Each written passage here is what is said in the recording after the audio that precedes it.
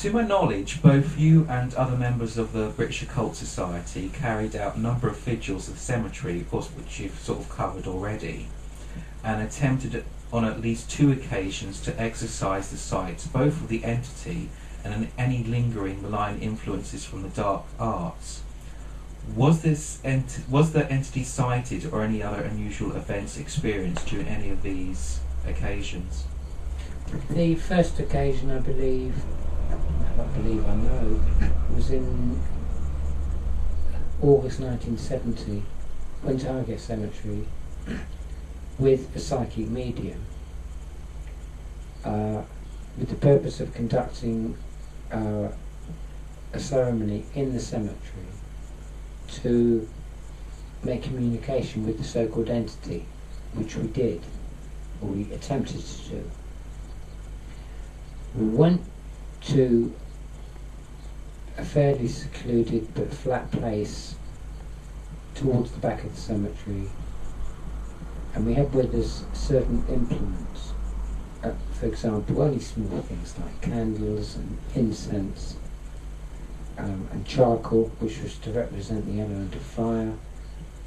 And the idea was to cast a circle on the ground with a small triangle adjacent to it, and the psychic medium was going to make communication with the entity. Purpose to find out the reason for it being earthbound, which she suspected it was. Try and find out any information we could about it. Yeah. Which location was this within the cemetery? That was quite near the back of the cemetery. Okay. Not far from St Michael's Church. So that was like kind of towards the entrance of the North Gate, was it? The old... It wasn't far from the North Gate, but it was further into the cemetery. Okay. And in the process of preparing for the ritual, everybody, as a matter of course, all wore small wooden crosses, if you like, Celtic crosses. We were going to light the charcoal in the triangle, and she was going to make communication with the entity. As we were preparing for it, the police arrived. We heard them clambering over the back wall. In fact, it was a horrendous, well, very, very quiet in the cemetery, but we heard the sound of loud voices, and we saw flashlights going off in the air, so we knew it was the police. It was obvious. We'd obviously been keeping a watch on Highgate Cemetery because of all the stupid vampire stories there. I made a dash for the back wall, and I had with me a small tape recorder, a tiny little thing, and a camera, and a stake which was attached to a piece of white cord. I believe I had a torch and a couple of candles, that sort of thing. The other people took the rest of the implements because they'd driven up there in 2 cars, which were parked in the forecourt, the front court. And how many were you in this group? About 5. About 5. But I knew people who lived in a house in South Grove, which actually backed on, well, whose garden of the house backed onto Highgate Cemetery.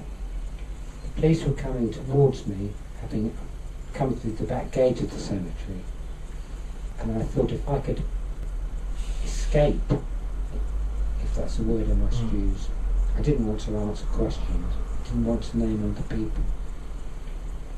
I would just climb over the small fence into this people's back garden, and if they caught me there, it was a family there, knew me anyway, I'd just say to them, look, the police have just arrived and I don't want to answer questions, that sort of thing. But it didn't happen, because as I was making at a tangent on the right towards the back gate, or rather not the back gate where the police had come in, but the back wall to the garden, the police were getting closer and closer, and I put the stuff down on the grave noted the name as the camera and the tape recorder into the undergrowth above the grave. And the next moment I was caught in the flashlight. I also dropped the stake. Stop where you are!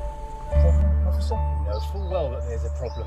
Sulking around cemeteries, just not... It's perfectly harmless. Don't be smart with me. If there's anyone hidden in any of these I bushes... assure you, I'm alone. Come with me. Taken to Kenchtown police station, kept there. I refused to name the other people, and I also refused to give them my address. I was living in Highgate. The reason being, if I'd given my address, they would have immediately gone to my flat in Highgate and they'd have seen all the records of the society, and they've got all the names of the people easily. Even if it was about 1 o'clock in the morning, they'd have still gone there and that sort of thing. So I couldn't verify where I lived, but I also refused to name the other people because I knew they'd done nothing wrong, and I knew of my reputation, and I knew what the police were up to. They were questioning me for quite a couple of hours at least, and they'd heard about the vampire, and they said, come on. They were joking or just mocking. You don't believe in vampires, do you? So I told them I did, and it was part of a serious psychic investigation. The story. As far as I was concerned, that really was the end of the story. And when I went in to see the inspector in charge of the case, I saw all my material, which they picked up from the grave, lined up on the desk. A camera, tape recorder, the stake, with the cord, candles and my torch. So, when they decided I was being decidedly I even gave a false name. I wouldn't give them my name. I was trying to protect other members of the group, society, from publicity, because they were quite important people. That's all. It's as simple as that. The inspector came up to me and he said, look, we'll make a deal with you. You haven't given us your real name, and you refused to give us your address. I was partaking in a serious psychic investigation into a phenomenon. It isn't a vampire. Yet, you have a stake. You're quite fortunate that in this country there aren't any actual laws against vampire hunting. Well, seeing as I wasn't vampire hunted, I'm sure I'll sleep easy then.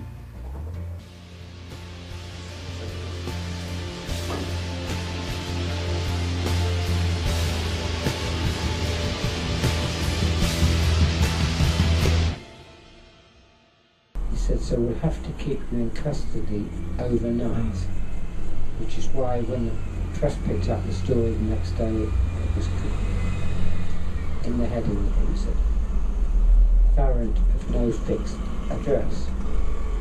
We also gave the wrong name. Was that when it was Alan Farrow? That's the name I gave to the police, Okay. to put them off the scent. And he said to me, he more or less made a deal with me. If you plead guilty, you'll get your wish. The case will be over and you'll just be warned with trespass. And he was just going to warn you for trespass and no one will hear about it. I didn't want to embarrass or... I was trying to protect other people, society. They kept me in overnight, and the next morning... Now, just a bit of background to this. Got to remember, at that stage, there'd been tremendous vandalism in Highgate Cemetery. Coffins had been literally ripped open, stakes due to television programmes. People were copycatting what people had said on the television, going into Highgate Cemetery and driving wooden stakes through bodies there. That's all on record, which the police more or less said in court.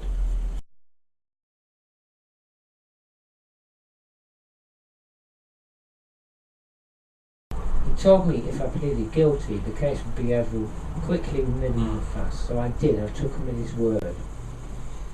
He stood up in court and he produced the only items he produced were the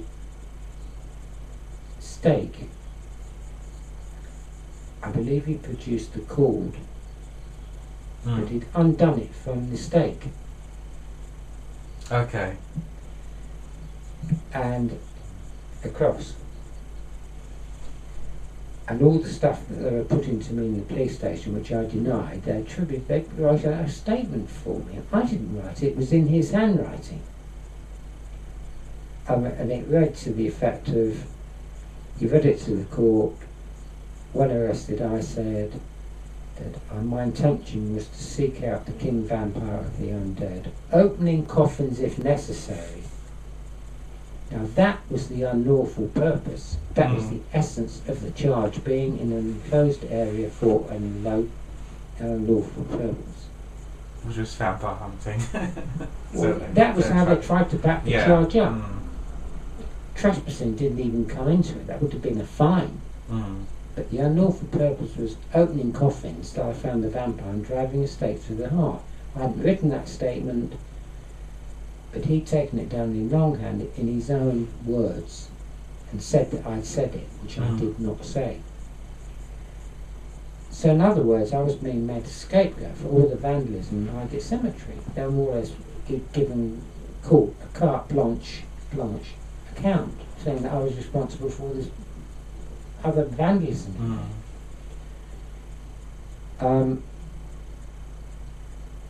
immediately after that, I changed my plea to not guilty. I gave the court my real name, but I still didn't name the other people. And I still didn't give them my address, actually. And I changed my plea and they gave me bail. And I went back determined to fight the case, which I did. It was adjourned 2 or 3 times, and I believe on one occasion the magistrate, well no, I don't believe, I know, the magistrate that heard it was called Christopher Lee. You can laugh if you want to, but it's true. I said in court it was a serious part of a serious psychic investigation, and I said in other words, I said in any event it's just as akin for groups of people to hunt out the Loch Ness Monster, spend vast sums of money investigating the Loch Ness Monster, as it is for people to so-called hunt vampires according to the police. It's no difference. It was a psychic investigation. I told them I didn't even believe in vampires in any event. In other words, I was saying that what the police officer said about my statement, staking the king vampire, was just a lie. On the 3rd occasion, the case was heard and I was acquitted. And the magistrate actually said that I would have had to open coffins to find the vampire, and this was what constituted the charge. Before I find the vampire and stake it. He said, but he was quite satisfied that this was not the case, that David Farrant had already been on television, which he was not aware of. He shouldn't have been in the cemetery under the circumstances. He said, but in any event, the cemetery was not an enclosed area in the strict legal sense, and I was acquitted. What sort of time were you caught? Was it? Would you go to undertake this ritual at night? Oh, it was around after midnight, I think. She could argue, if they wanted to stick by the vampire lore story, you could say, well, it's not the best time to be hunting vampires. Usually if they're in their coffins, it's during the day. But maybe that'd be seen as taking the piss. I never thought of that. Going by their own logic. And you said you tried a second attempt. I don't know, I suppose exorcism's quite the right word, but a clearing ritual. A ritual, would that be? Yeah, we did, yeah. That was in June, on June 21st, 1971. We picked June 21st specifically, because it was the summer solstice, and again we took the medium with us. And it was more or less at the same location. We did conduct a ceremony, yeah. We did actually light a fire. It wasn't so much bright, but there was loads of charcoal on it. There was smoke coming up in the air, a few bits of wood which were sending up glowing embers into the sky. Now, a girl there actually swore that she'd seen something materialise in the triangle that we cast just aside. Did anybody else see it, or was it just this individual? Somebody else came to have seen it. I didn't actually see it. Yeah. She did, and she also thought it was trying to strangle her. It was that bad. And she panicked, and I mean, was it the case like the nurse being knocked to the ground? Did actually something appear to come out to strangle her? Did she just feel the sensation after seeing her being? No, she claimed she actually saw a figure appear in the triangle. Yeah. Where we'd lit the small fire. But when she had the sensation of being strangled, was it an invisible force? It was an invisible force. But she felt it was coming from this thing. Oh that she yeah, was seeing. yeah, absolutely. She felt her hands around her throat and she couldn't breathe. And she panicked. So we dismissed the ceremony. We banished it very quickly when we left. So only this individual and somebody else saw it within the triangle. Did you see it, or did anyone? No, I didn't actually see it physically myself. No. But I saw the girl and I saw the state she was in. I think that's the second ceremony which I say successful. Did that sort of confirm to you that this thing was malignant in its intent? That's one of the reasons that convinced me that it was probably activated by the satanic group that had been using Highgate Cemetery. They'd actually conjured up or reactivated something that was fairly malign. Something of a psychic nature, yeah. Didn't know what it was. Except it wasn't a vampire.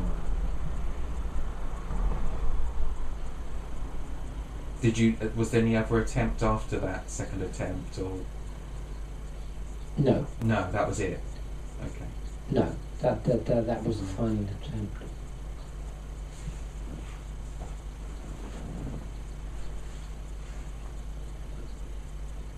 Okay. On the night of August the 17th, I take it this was 1970?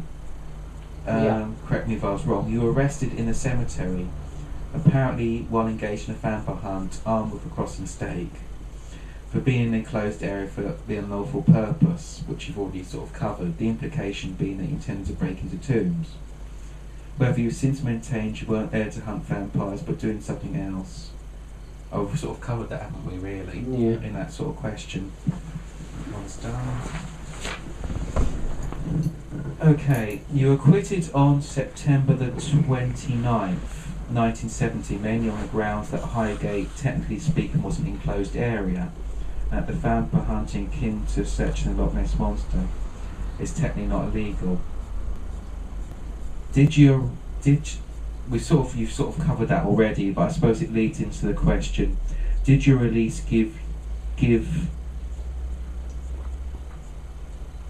did your release add further to your investigations? After I was acquitted of the 1970 trial, I was more determined I would not give up investigations, psychic investigations. I'd seen what the police had tried to do to me, how they tried to frame me, how they tried to introduce that really serious element into that charge, which was unlawful purpose, which entailed, or would have they maintained, would have meant opening coffins and staking the vampire. That was the essence of that charge. Make no mistake about it. The trespassing was just technical. Yeah. The trespassing charge on its own, I would have literally been probably fined and said, don't go back into the cemetery when it's closed. But as I read to you earlier, everybody was going in there and doing acts of really serious vandalism. So really the police were just basically out to saw an opportunity through you to use you as an example, basically, Yeah, and they to found others. it. They found it. I was there. And of course, your name was already well known, Yes. Yeah. particularly relating to this case. Yes. Okay, just over 2 weeks later, on October the 15th, you appeared on a news programme called 24 Hours, in a reenactment of your activities at the cemetery, as indicated by Lawrence Pinthree's voiceover. This included stalking about the cemetery for crossing a stake in search of a vampire. Considering you'd been acquitted only a short time beforehand, what was the rationale for representing yourself in this manner, if you were keen to distance yourself from the vampire hunter tag? Well, I wasn't keen to distance myself from the Highgate vampire tag. I was keen to distance myself from the evidence that the police tried to put forward in the case of which I was acquitted.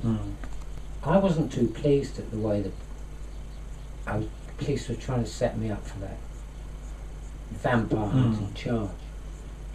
I was approached by BBC, sure, it's true. And they wanted me to sort of, as I'd been acquitted, they had a free licence.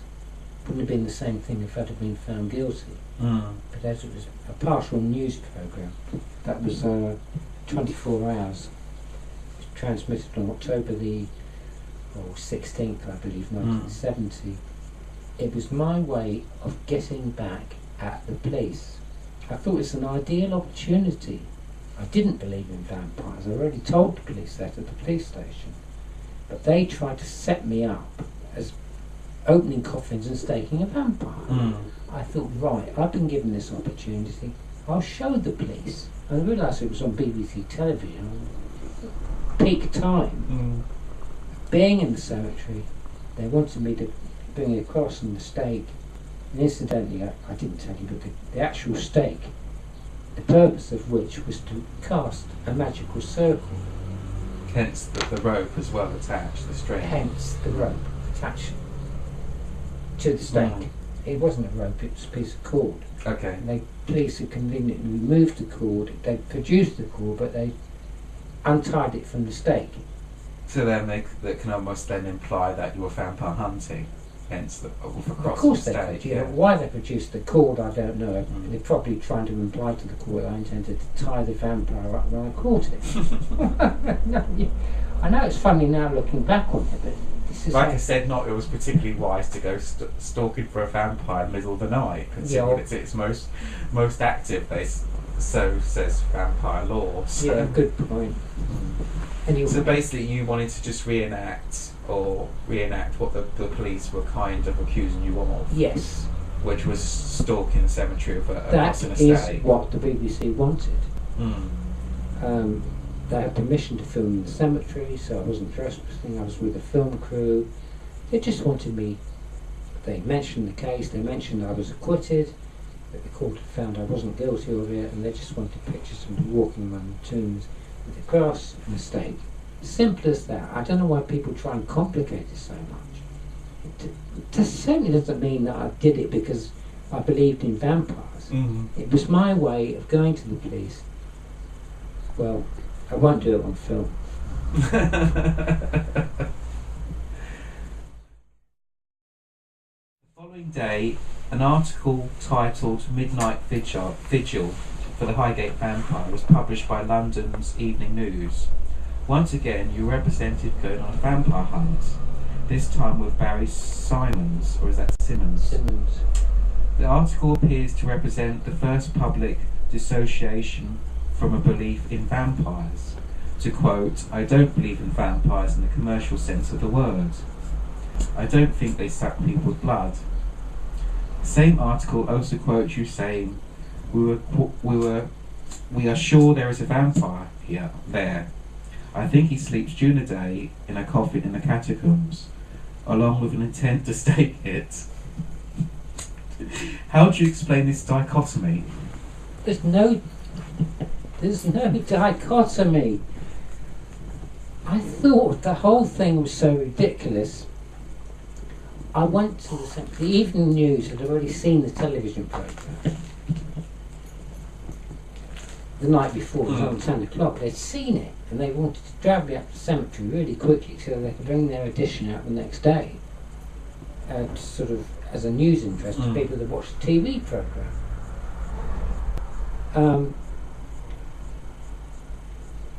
I was just carrying along the same lines as I had done with the BBC in the transmission the night before.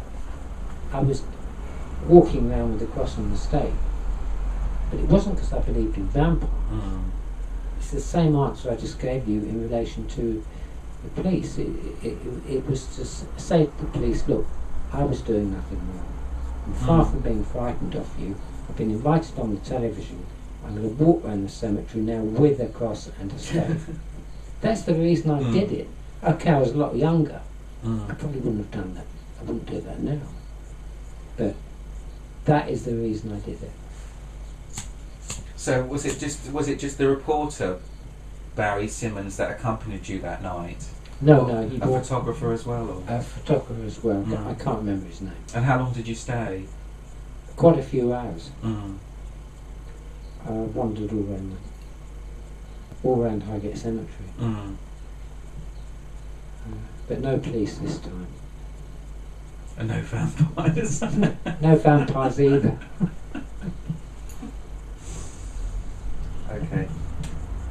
Do you regret posing for stage photographs for the newspapers in the early 1970s? And do you think that because of them, any serious investigation that you've done was treated with contempt because of them?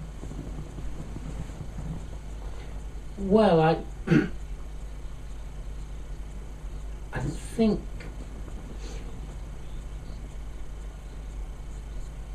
think I know who's asking that question. It's a member of your group, isn't it? That's right. Yeah. I don't know him personally. I should add, I don't know him personally. But no, I mean, look, Redmond, this is a really important point. You know, when I wrote the first volume, or part of my first volume, which was published as a book, Dark Secrets, I looked at all the handwritten notes I'd written. I looked at a lot of them had been smuggled out of prison because I wasn't allowed to write in prison. At least you had to submit it, which would have been a waste of time because it had been confiscated. It was all very against the police and what had happened, about how they tried to frame me. So I decided to smuggle the whole of the book out in letters. I wrote letters to people. I had letters smuggled out of prison. I'm not ashamed of that because they shouldn't have stopped my letters in the first place. And I read through all the material, a lot of it, as I said, handwritten, and anything I could find, prison paper, appeal sheets, which I didn't need. I was just writing my book on it.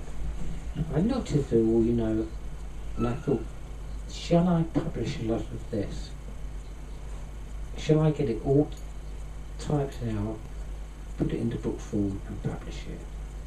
Because a lot of this stuff I don't feel the same way about now. And I'm going back now to 76, 77 when I came out of prison. And I thought, no, I've got two choices here. I'm not going to amend it, because to amend it would have been to try and change the past. I'm not going to revise history. That is how I felt at the time. I put all my deepest feelings down. Sorry, I pointed that inadvertently. Yeah, just to symbolise. No. Yeah. I looked at all the notes and I thought, two choices. Either don't publish it or you publish it as it was. I'll obviously not counting the grammar and the layout and stuff like that, but the actual meaning, I'm not going to change it. And it's the same answer that applies to that person's question. When we're younger, and I'm talking about everybody, not only myself, you and me and everybody else, it's just a part of human nature. As you go through life, you look back and you say, my God, I wish I hadn't done that. I wish I hadn't got involved in that affair with that person because I didn't know that was going to happen. I should have avoided them beginning, or you know, all good in sorts hindsight, of, yes. But you can't change it. I mean, you shouldn't change it because it's. But I think life is part of the learning process. You go through life and you learn by experience. It's so important, and you shouldn't attempt to change how you felt at the time. And I had that choice. Publish that as you felt at the time, what happened, or don't publish it at all. I chose to publish it. What probably helped with that decision when I came out of prison and they treated me pretty badly in there. And, well, nearly killed me. Quite literally, rather, I nearly killed myself by on a hunger strike, at all the injustice and that sort of thing. I came out of prison, I was pretty weak. I thought, I'm going to publish this as it is. So the answer to that person's question is, no, we all do things in the past that we regret. I regret a lot of them, but I can't change them. Which doesn't mean to say I agree that I did pose with photographs. I did with a couple of people who misused them for the wrong reasons. People approached me saying they were writing a book on me, got me to pose for photographs, and I did it in all innocence. And years later they're trying to twist it, the meaning of me holding a stake or something. Farrant in his vampire hunting days, when those pictures have been deliberately misused. But I didn't misuse them. No. But I had no reason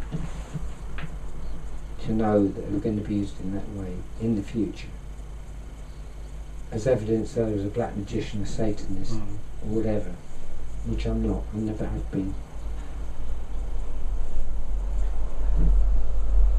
And finally, David, just to round up the interview, do you have anything in the works concerning the Highgate vampire case, such as like an updated book? Simple answer to that is, simple answer for a change, yes, I do. I'm working on the 3rd volume of my autobiography, which will include the new chapter with the Victorian sources on the Highgate vampire, but it'd probably be a good year before I complete it. Okay. Will that bring everything up to date, or as up to date as possible? as possible? Yeah. Yes. Okay. Yeah. Well, thank you, David, for your time and your patience, and I hope that people be satisfied with the answers that you've given. It's been most enlightening. Thank you very much, David. Well, thank you for your interest, and I'd like to think they would, but I doubt, you know, if all of them will be. We'll see. You can't change human nature sometimes, especially when it comes to the occult.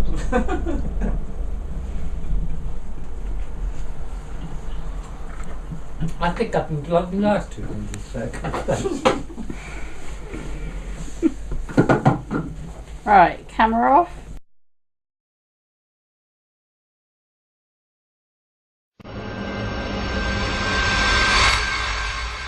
August 1970, went to Highgate Cemetery with a psychic medium with the purpose of conducting a ceremony in the cemetery to make communication with the so-called entity, which we did, or we attempted to do.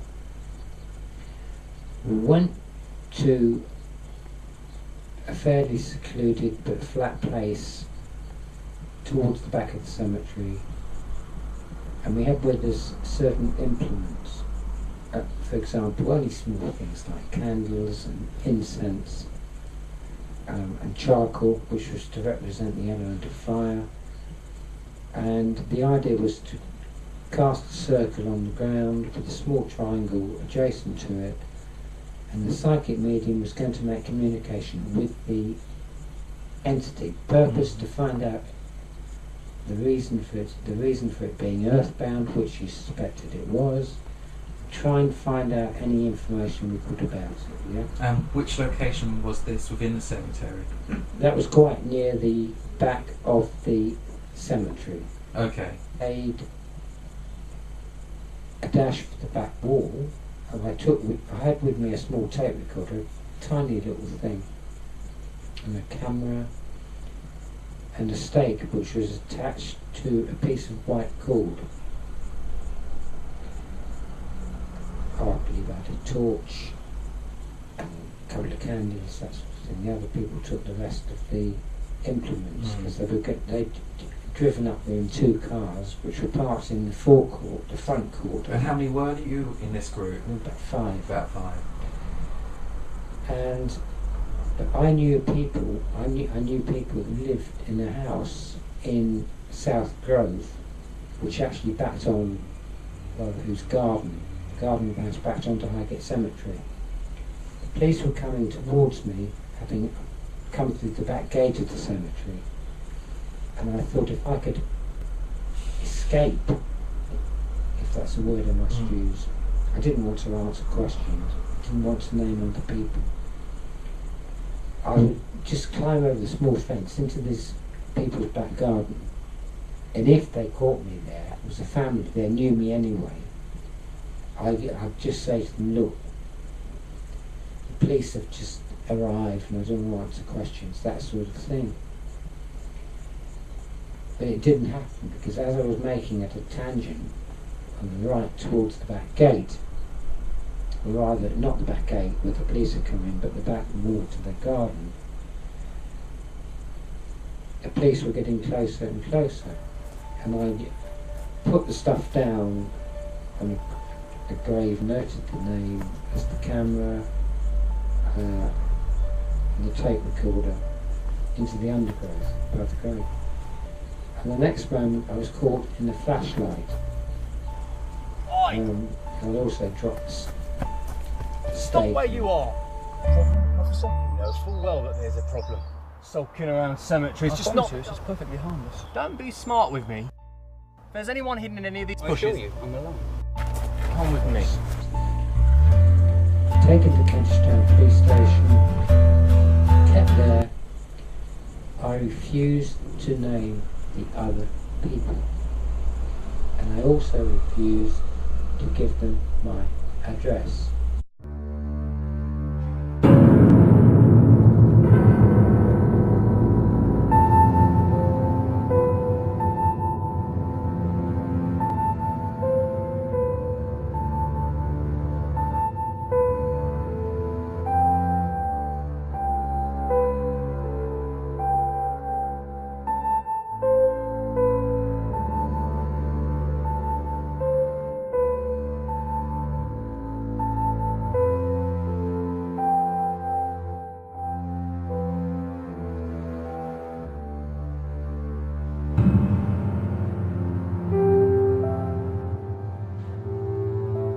To my knowledge, both you and other members of the British Occult Society carried out a number of vigils at the cemetery, of course, which you've sort of covered already, and attempted on at least 2 occasions to exorcise the sites, both of the entity and any lingering malign influences from the dark arts. Was the entity sighted or any other unusual events experienced during any of these occasions? The first occasion, I know, was in not far from St Michael's Church. So that was like kind of towards the entrance of the North Gate, was it? The old... It wasn't far from the North No. Gate, but it was further into the cemetery. Okay. And in the process of preparing for the ritual, everybody, as a matter of course, all wore small wooden crosses. If you like, Celtic crosses. We were going to light the charcoal in the triangle, and she was going to make communication with the entity. As we were preparing for it, the police arrived. We heard them clambering over the back wall. In fact, it was a horrendous, well, very, very quiet in the cemetery, but we heard the sound of loud voices We saw flashlights going off in the air, so we knew it was the place. It was obvious. We'd obviously been keeping a watch on Highgate Cemetery because of all the stupid vampire stories there. I